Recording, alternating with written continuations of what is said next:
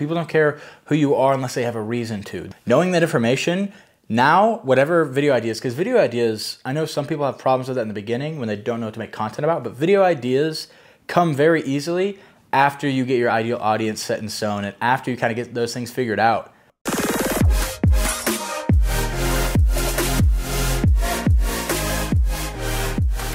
Hello and welcome back to an episode of the Morning Cup of Joe podcast. Today's episode is a little different, but in today's episode we are talking about 3 of the most common mistakes that small creators make on YouTube that they don't really know about. So before we get into this, I'll give you a little bit of a intro into why I'm giving this information and why I'm qualified, like who am I, right? Personally, I'm a small creator, so I'm giving you just the mistakes that I've made as a small creator, from a small creator to a small creator, just so that you know, like things that I've recently figured out after working on, I worked on a couple of videos with Mr. Beast. Actually, the recent 2 videos that came out, I helped as a production assistant on those. So behind the scenes, I was able to see how some of that stuff happens. And I've got a few friends of mine that I've been able to kind of have lend some advice and kind of tell me some things I've been doing wrong. And I've taken the last 6 months of my life to really go all out on YouTube. I dropped out of school. I had a couple opportunities come up that I worked on, and now I've just been trying to figure out all things YouTube. In the sense of, I want to do YouTube about something I'm passionate about, which is what you should do, and not just what's going to get you views. That's like the big thing. But before we get started, grab a cup of something you fancy. Let's take a sip. We have a lot to talk about. I got my coffee, my lens-shaped mug. It is the Morning Cup of Joe, after all. And so getting started, I've got my little handy-dandy notebook here. I'm going to go ahead and kind of break down the 3 tips. But before we do, we're bringing Season 3 of the podcast back, which I'll talk about later on. But right now, getting back into this, the biggest 3 mistakes that small creators make on YouTube is just making selfish content. And when I say all 3 of these, I'm going to go into all 3 of them. I'm going to break them down. We're going to talk about it. That's how I kind of want to go about it. But when I say these, keep in mind, I've personally made all 3 of these mistakes. I see all these 3 mistakes all the time. And when I see a channel that's doing well versus a channel that's not doing well, just as a viewer on YouTube, I can kind of see this stuff happening. So again, number 1, making selfish content. Number 2, not focusing the attention on the title and the thumbnail, or just misleading people. Like if you have a thumbnail and it's you jumping off a building, but you're just sitting there drinking a cup of coffee, people are gonna feel misled and they don't like that feeling, right? And then 3, jumping all over the place, whether it's in the video or with the channel. This is something I was really bad with, but I started my YouTube channel with food challenges. Eventually I started vlogging, and then I was trying to make reaction videos, and so I was making all these types of videos. So anytime I made progress with any of those videos, I lost it by jumping over somewhere else and just making something that people don't care about. And to kind of break this down, we're already talking about jumping all over the place. We'll just keep going with that. You have to understand that there is an interest for anything that you create. Like, if you're into it, people are into it as well. There are plenty of people that love photography, that love talking about cameras. There's people that just love gear reviews. And so the more specific you can be, there's still going to be people into those things. And you got to be careful, because when I say don't jump around all over the place, what usually happens is you have a creator who's maybe grown, we'll say they're here, right? And they watch another creator skyrocket here, or they're looking at the creators here because that's where they want to go. But you have to realize there's different creative processes for different people, and there's different things that people do. You might have a movie star that was in a movie, it was a big hit, and now they're starting a vlog and it takes off. Why? It's not because people are necessarily into vlogging, but they're into that movie star and there's enough people behind them that they're able to monetize that and kind of reach their goals with that.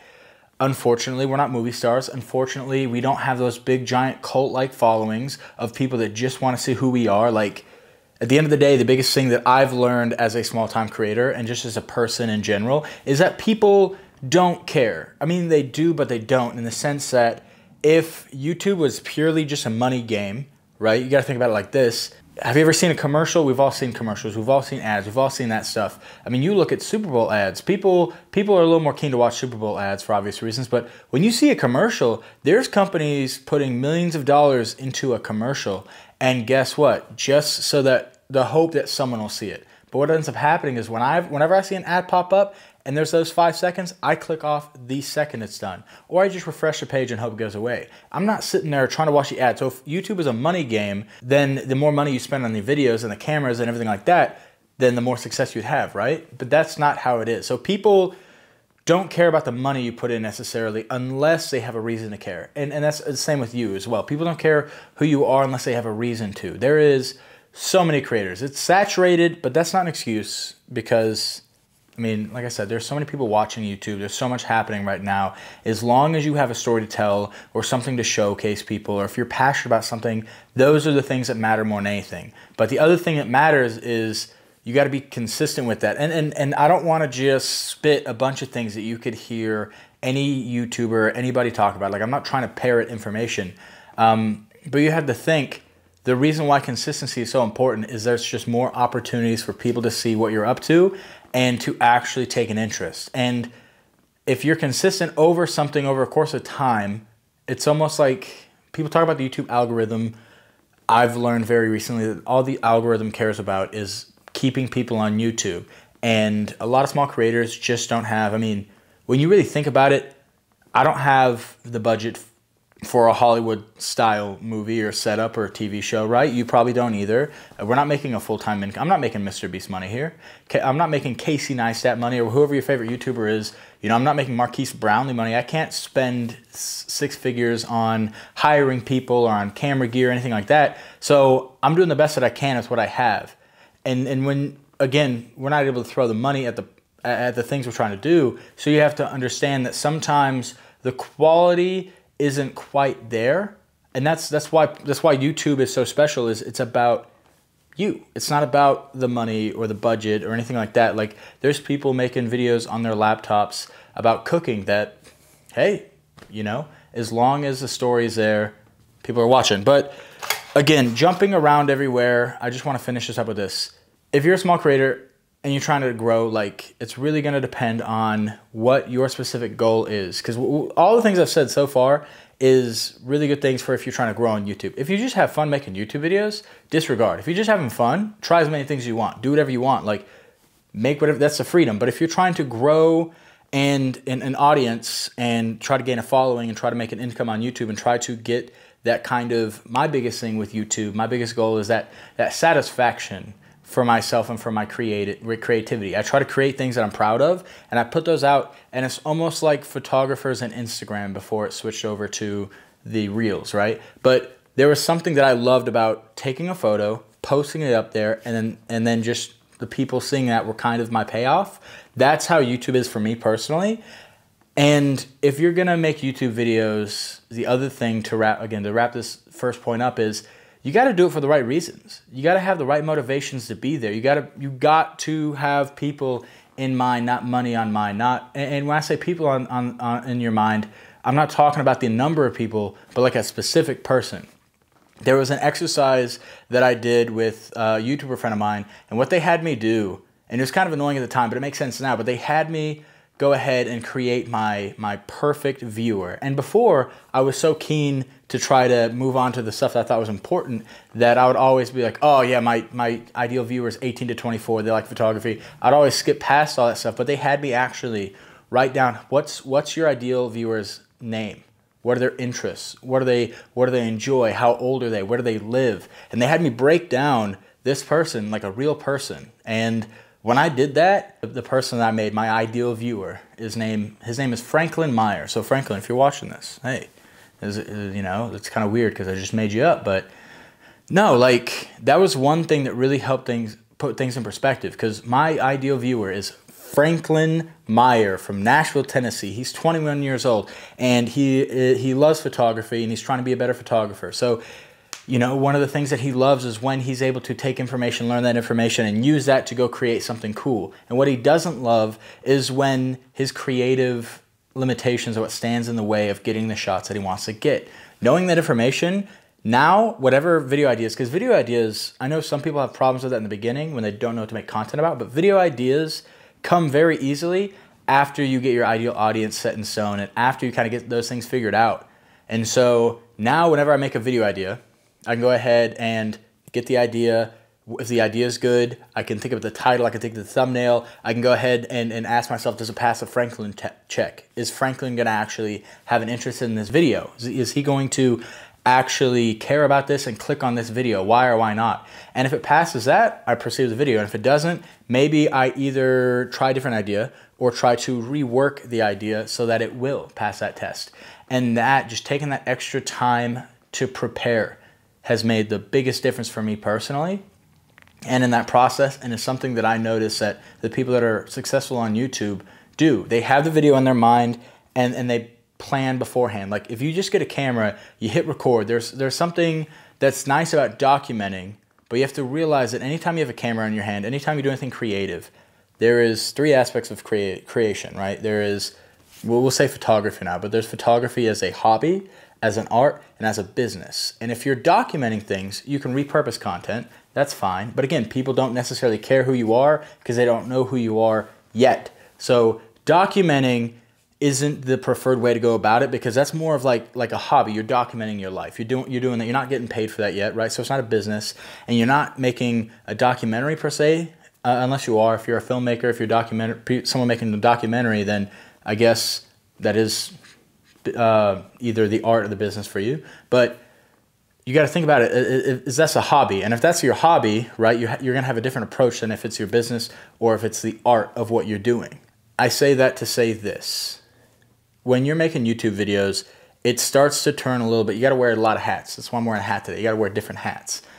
I got my podcast hat on today, but if I was going to make this video like I'm telling you, I would start off by wearing the business hat and then do all the business aspects, the title, the thumbnail, the description, the ideal viewer, and then I would switch over to my creator hat, pick up my camera, and then that's when I'd be creative. So when you can plan like that before you shoot, you'll go from shooting and doing this stuff for hours to the point that you're just going to burn out to now you're able to get it done in half the time or a third of the time.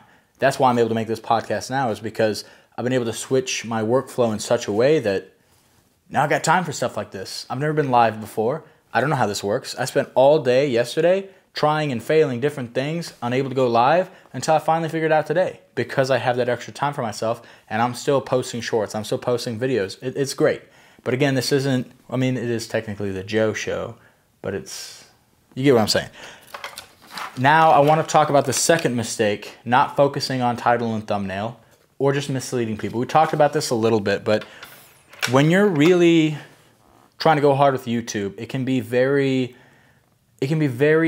tempting to just make the best thumbnail you can make about anything. But you really got to ask yourself. That's why getting the idea and going off the idea first is so important rather than picking up the camera and recording first. Because if you have the idea, you can take that idea, you can make the title. After you make the title, you can figure out what it's about, and those kind of happen at the same time. But after you get that, you get the thumbnail, like all that goes together. Now everything connects together, and that's what it's supposed to do. You use the title and the thumbnail as a tool to kind of tell your viewer what it's about just by looking at it, because we can't just be on the internet just going, hey, yeah, you'll like this video, come try. We're not hot dog vendors on the side of the street in New York City.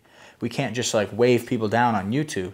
That's what our thumbnail and our title have to do. So it doesn't matter how good your video is if nobody wants to click on the thumbnail. It's almost better to have, in terms of growing on YouTube, it's better to have like a video that's, I don't know, 50% of the capacity of what you could create and 100% of what you can make on a thumbnail, rather than vice versa. Because that's how I used to create. I used to put everything I had into my videos and only about half of what I had into the thumbnails because I just want to get the video out there. And that leads to no one clicking. But if you do the other way around, you can work on your video making processes and that threshold, and eventually your 50% now will be 150 later on as you make them. That's why when you hear people like Mr. Beast talking about making your first 100 videos, that's why they're probably not going to get views. Is you're going to have to, one, you got to figure this stuff out. Two, you got to kind of figure your way around the camera and the lights, like setting up lights, setting up camera, setting up mics, getting everything going. That can be it can be overwhelming. It can be disheartening. It can be frustrating. And so as you kind of nail down, there's so many aspects to being a YouTuber. If I own a photography business, I reach out to somebody or they reach out to me. I throw around numbers and I gather expectations. I go shoot, I edit, I deliver. That's it. But with a YouTube video, you got to think, not only do I have to make the video, but I have to make a preview of the video with a thumbnail and a title, and I've got to talk about what it's about. And usually when you got like people in Hollywood doing this, when you look on Netflix, all those little pictures of on the movies, those are all thumbnails, but I don't have a whole logistics team to put this together for me yet. I mean, hopefully one day I'm able to take the money that I make, hire some people out, and I'm able to do more of what I love about YouTube, and I can hire out for the other stuff. But as of right now, I'm a one-man band, I'm a one-man team, so I got to really save the time where I can, and that's why I'm saying this to you, is because it has been the biggest game changer to me.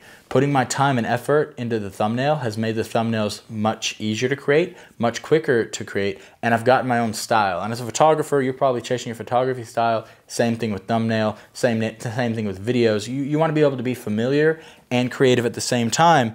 And so again, not focusing on the title or the thumbnail or just trying to trick people. You know, you're not a car salesman trying to get commission, right? You're somebody that loves making videos. And there is somebody, I promise you, there's probably a lot of people that love what you're making. You just have to work on those big, I mean, they're not even little things. Those are big things. You're so focused on the little things, you got to get the big things down first. And then, trust me, you know, what do they say? Build it and the people will come. You know, you do these things and it'll happen. And you don't believe me? Just keep watching, you know, the channel and you'll see it pretty soon. It's coming. I feel the energy. I feel things coming. I'm excited to have that coming. And so I want to go ahead and get back to the first point I was trying to make about this, but that's making selfish content. That was a big thing for me. I used to listen to a lot of Gary Vee, and he talks about documenting instead of creating. And that's cool and all. It's not a bad thing to do, again, but I'm a videographer, I'm a photographer, I'm a filmmaker. I'm wearing these hats, these different creative hats. And I do that. I've done that professionally, running a business. I've done that for myself. I've done that in school. I've done that in like different aspects, right? So for me, it actually is about the creation, not documenting. I'm not doing my photography to document the photography necessarily. Like, I do look back at it, but I kind of do my documentation photos for me. Like, that's photos of my daughter, that's photos of my dog, it's photos of the thing that I enjoy, but I don't put my photography spin on that. My photography spin is something that I'm going out and creating and figuring out and making happen, right? Same with the video. So documenting and creating is good for a generic statement, but just for this, I guess it wasn't. Because again, you know, I'm not trying to be a vlog channel. I make POV photography videos. That's my niche. That's what I've kind of taken things from and brought it down to. You know, I was all over the place. I was making a little bit of everything. And, you know, I didn't niche down. Well, I'm glad I niched down now. I'm glad things are good now. But for the longest time, I never niched down. And that cost me so much time, energy, and frustration that now it's really nice to go really deep into one thing. Because I think the closest I've had to having a niche is photography and filmmaking. But those are two very broad, very wide, very huge topics to cover. And so now being able to narrow it down, I can reach the people that I can reach Franklin Meyer. I can reach the people I want to reach. And then it becomes about the person that you're trying to help. I've made a lot of mistakes on YouTube. I've made a lot of, I mean, not just YouTube, as a creator. And my whole thing of the POV photography series, again, trying to be an example here and give you an example. When I was making all these mistakes before I made the POV photography videos, I spent so much time, energy, frustration. I said that earlier, but now with YouTube, I'm making a channel dedicated to helping people get past those things. And instead of taking a year to be the photographer they want to be, maybe bringing that down to 6 months. Instead of taking 10 years to be, I've been creating for 8 years. If I can help people get to where I'm at in half the time, then that's a success. And again, that's people driven. That's not me driven anymore. But you look at my YouTube videos from before, and I would make videos going on with whatever was happening in my life. I'd make a video about when I bought an RV. I was making videos about when I was in Hawaii, and I was like, look at me, and I'm showing off, you know? And when I was doing that, of course I didn't have the views and the engagement, because who was I helping? What problem was I solving? What was I teaching? What was I doing? My YouTube videos were literally like an Instagram feed. It was literally, hey, I took a picture eating this ice cream cone. I test drove this car, and I got in this RV, and I did this stuff. And I don't want to say that your life's not interesting, and things you aren't interesting or anything like that. But again, you know, the reason that I don't have this huge successful vlog channel with millions of people is people don't know who I am. So if they don't know who I am, Why are they going to care about the RV that I drove? Why are they going to care about the vacation that I went on? Why are they going to care about these things? They don't even know who I am. So I got to introduce myself. And when you're talking to people, you don't go to people on the street and just say, hi, my name's Joe. I love RVs. I love adventuring. I love travel. I love photography. I love this, you know? Because then they'll probably say something like, yeah, well, welcome to Starbucks. Can I get your coffee for you? Like when you meet somebody, it's, hey, you know, what's going on? Hi, how are you? What's your name? Oh, my name's Joe. What are you up to? What are you doing? You know, you kind of have this follow-up back and forth. That's how YouTube's got to be. Like, it is a channel about you and your specialties and your passions and the things you got to do, but you kind of take what you're passionate about, what you're good at, and what you want to, like what your goal is. If it's making money, you know, what's going to make you some money, and you kind of have this giant triangle here, right? You try to find the center of that, you're going to be successful. And so, yeah, I mean, if you're here for the things that I've learned on YouTube, that's kind of, you're good at this point. I will wrap up the podcast. I did want to talk about, I've got my little podcast topics in my little pocketbook. Put this on the list of things I don't use enough, so that's what we're doing here. I wanted to talk a little bit about how I got started on YouTube. Now that I am making these podcasts again, I would love to kind of introduce myself, have a more personable like role here, instead of just bringing, you know, content and then having people be like, who's this guy? Since I'm doing the podcast, I got a little longer to talk to you. I do want to have that personal feel on there as well. And I want to talk about why I didn't start sooner, my excuse, and hopefully me talking about that resonates with you and you're able to kind of stop procrastinating on the stuff you want to do. So I guess quickly we'll get into how I started on YouTube. When I started making YouTube videos, I was in the military, and I remember we were training all the time. So all I did was I'd wake up early in the morning and we would be doing some sort of physical training. And then after that, we'd go get food, and I was at school all day. And then after that, I'd get home, and it would be super late. It'd be almost ready to go to bed late. And I remember I just felt like all I was doing was, my whole identity was just somebody in the military. And at the time, like, I didn't know who Joe was. And so I wanted a chance to be able to do something that Joe wanted to do outside of all that, a way to kind of decompress, a way to have some fun. And I remember I started toying with the idea of making YouTube videos. And at the time, you know, obviously people, you scroll through YouTube, you watch like random things. And I think everybody has that kind of thought. They're like, oh, I could do that. And so when I had that thought, I just said, hey, cool. I looked at my account. I had like $400 in my checkings. And I went and I bought a camera. I actually bought this camera here. Got this little Canon Vixia camcorder and a tripod. And in my head, the reason I got the camcorder is because I'm trying to make a video. I need a camcorder. You know, cameras are for photos, camcorders are for videos. That's all I thought I knew. And then I bought this, and I had it on my desk, and I set it on my desk until I kind of figured things out. And I spent so much time thinking about the little things, and I didn't realize at the time how many things I had done right. Because I was like sitting there, and I'd be in class, or I'd be on duty, or I'd be doing something. I'd just be sitting there like, what should my channel name be? What should I make YouTube videos about? What should I do? And I remember thinking to myself that in order to make YouTube videos, if I want to be big on YouTube, I got to be the best at something. And so at the time, you know, I mean, not anymore, but I was 160 pounds. And I was like, you know what? I can eat. I can eat fast, a lot faster than everybody else. Being a Marine, you know, you go to the chow hall and through boot camp, through school, through all this stuff, you got to clear your plate in minutes. You know what I mean? And so I was like, hey, let me try to make food challenge videos. And I actually started my YouTube channel with a niche. And then as I got different interests and different things, that niche kind of spread out. And that's where I started making my big mistake. And that's, you know, that's in my head. That's why I tell myself I didn't blow up. I guess that's that like little voice in my head like, yeah, man, you could have been like, I mean, again, I'm making like a joke out of this. I don't really think that I, you know, would have been huge or anything like that. Like the whole thing isn't about the followers or the subscribers or necessarily the money or anything like that, but it's just been the creative journey, the creative pursuit, and I've loved it. You know, I've got this tattoo to remind me how much I just like creating as a whole. I love cameras. I love the ins and outs of cameras. I love talking about cameras. I love using cameras. But again, to get back to the story, I just remember I was making these eating videos, and I wasn't worried about the views or subscribers or anything like that. All I remember is it was just such a hustle at that time. Like, I was spending money, not expecting to earn a cent. and I was eating these foods and I was putting it out on the internet, and then I would go door to door. I'd go to all my friends. I'd be standing at the lunch hall, and it was almost like I didn't have business cards or anything, but I was almost passing out business cards. I'd be in line like, hey, you watch YouTube videos? Yeah? Oh, great. Well, I make YouTube channel or YouTube videos doing this. Go check it out. And if they said no, I'd just move on to the next person. I was literally, everyone I'd walk by is like, hey, I'm Joe, I make YouTube videos. Check it out. Hey, I'm Joe, you know, without, I was probably spamming people pretty hard, but in real life, not even social media. And I started on social media. And if you're thinking about doing that and you want to post a YouTube video and Facebook and Instagram, and if you're going to take that 5-minute video you made and post it everywhere, looking back after being someone that did that, I wouldn't do that again. You know, I'd try to make something unique or make it different everywhere so that you don't have like 10 people that really love to watch your stuff. You don't want to make the people that actually like your stuff watch the same thing 4 times.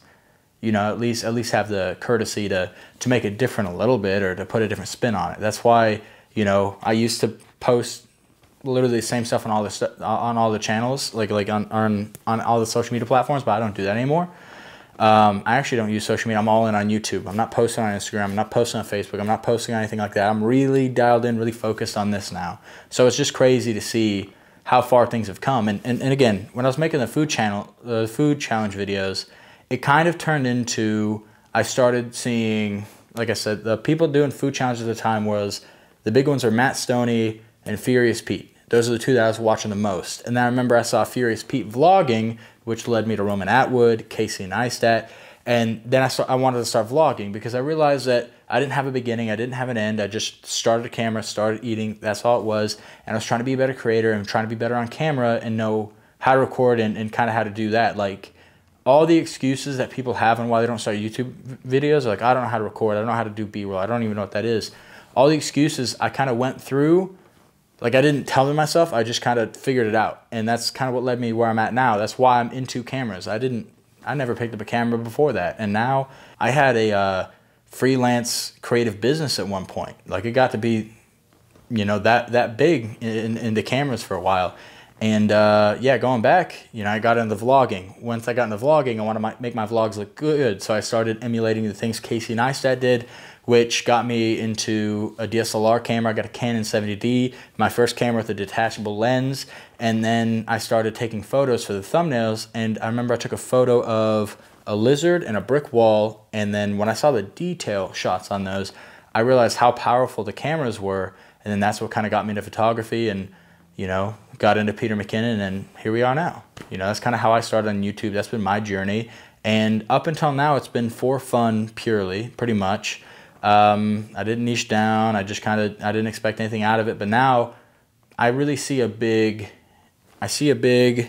opportunity here, and I'm trying to take that opportunity. So yeah, and that, I guess that's that. But to kind of finish this live stream up and this podcast episode up, I have had the Morning Cup of Joe podcast for a couple years now, but I haven't made an episode in over a year, well over a year. And when I first started the podcast, the one thing I didn't like is I didn't have my ducks in a row. I would just set up a mic and I would talk to it, and then I'd put it out on the internet, and I'm like, hey, I'll talk about this business advice. I'll talk about cameras. I'll talk about YouTube. I'll talk about this. And again, I was all over the place. The second season, I made it the ultimate creator podcast, which it still is, but now kind of that specific thing I talk about on there is I talk about the creative process now, because I'm realizing how important the processes are and how different each of ours is as creators.